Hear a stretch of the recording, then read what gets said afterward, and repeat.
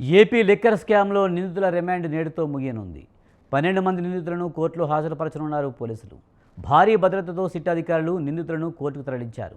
ప్రస్తుతం గుంటూరు, విజయవాడ, రాజమండ్రి జైళ్లలో నిందితులు ఉన్నారు. దీనిపై మరింత సమాచారాన్ని మా కరెస్పాండెంట్ సంతోష్ అందిస్తారు. సంతోష్, లిక్కర్ స్కామ్లో నిందితులను ఈరోజు జైలులో ఉన్నట్టు తెలుస్తుంది. వాళ్ళు విడుదల కానున్నట్టు తెలుస్తుంది. పూర్తి సమాచారం ఏంటి?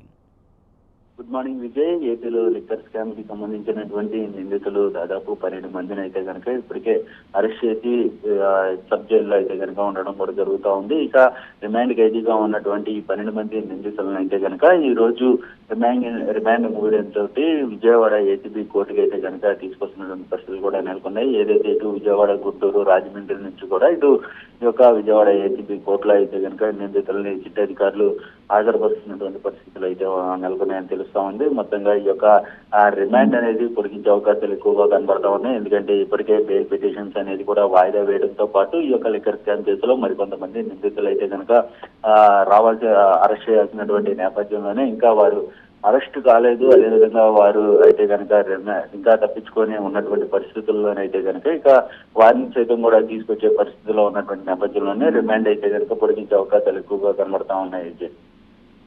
Right, thank you Santosh.